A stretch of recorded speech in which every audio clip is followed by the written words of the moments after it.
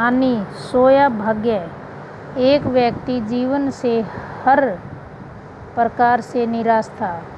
लोग उसे मनहूस के नाम से बुलाते थे।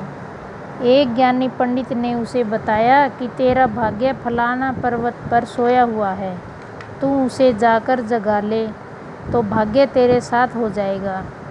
बस फिर क्या था, वो चल पड़ा अपना सोया भाग्य जगाने। रास्ते में जंगल पड़ा तो एक शेर ने उसे खाने को लपका। वो बोला, भाई मुझे मत खाओ, मैं अपना सोया भाग्य जगाने जा रहा हूँ। शेर ने कहा कि तुम्हारा भाग्य जाग जाए तो मेरी समस्या है, उसका समाधान पूछते आना। मेरी समस्या ये है कि मैं कितना भी खाऊं मेरा पेट भरता ही नहीं, हर समय खाली पेट भूख की ज्वाला से जलता रहता है। मनुष्य ने कहा, ठीक है। आगे जाने पर एक किसान के घर उसने रात बिताई। बातों बातों में पता चलने पर कि वो अपना सोया भाग्य जगाने जा रहा है।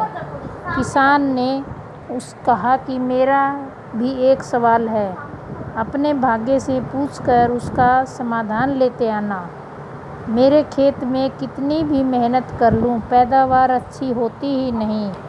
मेरी शादी करने योग्य कन्या है, उसका विवाह इन परिस्थितियों में मैं कैसे कर पाऊंगा।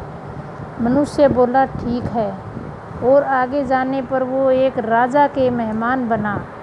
रात्रि भोज के उपरांत राजा ने ये जानने पर कि वो अपने भाग्य को जगाने जा रहा है, उससे कहा कि मेरी परेशानी का हल भी अपने भाग्य से पूछते आना।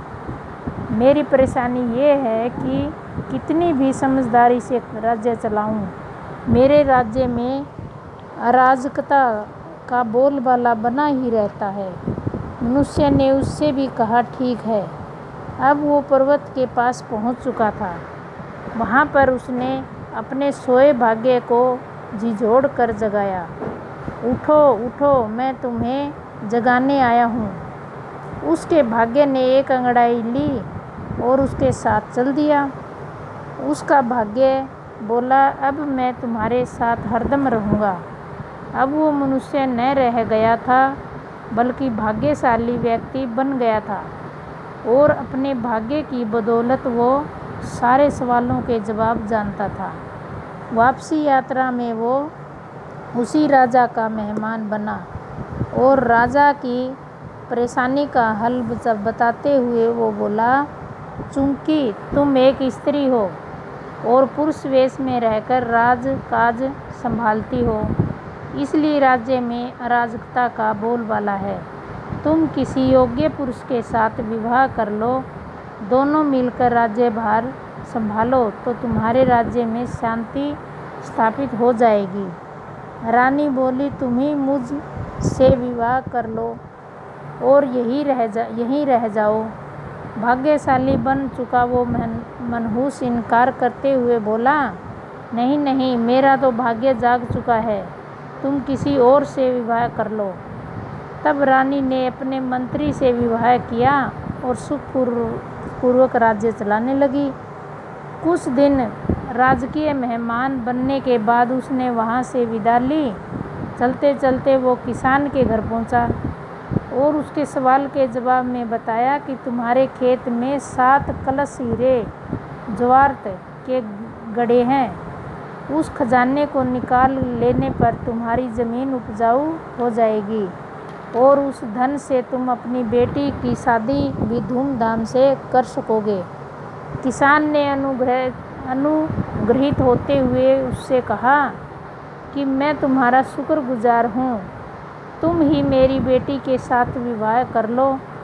पर भाग्यशाली बन चुका वह व्यक्ति बोला कि नहीं नहीं, मेरा तो भाग्योदय हो चुका है, तुम कहीं और अपनी सुंदर कन्या का विवाह करो।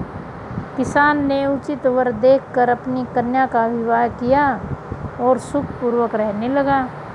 कुछ दिन किसान की मेहमान नवाजी भोगने के बाद वो जंगल में पहुंचा और शेर से उसकी समस्या के समाधान स्वरूप कहा कि यदि तुम किसी बड़े मूर्ख को खा लोगे तो तुम्हारी ये क्षुधा शांत हो जाएगी। शेर ने उसकी बड़ी आवभगत की और यात्रा का पूरा हाल जाना। सारी बात पता चलने के बाद शेर ने कहा कि भाग्योदय होने के बाद इतने अच्छे और बड़े 2 मौके गंवाने वाले हे इंसान, तुमसे बड़ा मूर्ख और कौन होगा। तुझे खाकर ही मेरी भूख शांत होगी। और इस तरह वो इंसान शेर का शिकार बनकर मृत्यु को प्राप्त हुआ। शिक्षा सच है, यदि आपके पास यही मौका परखने का विवेक और अवसर को पकड़ लेने का ज्ञान नहीं है, तो भाग्य भी आपके साथ आकर आपका कुछ भला नहीं कर सकता। अगर वीडियो अच्छी लगी तो लाइक और शेयर करें, सब्सक्राइब करें ताकि वीडियो की नोटिफिकेशन सबसे पहले आप तक पहुंचे। धन्यवाद।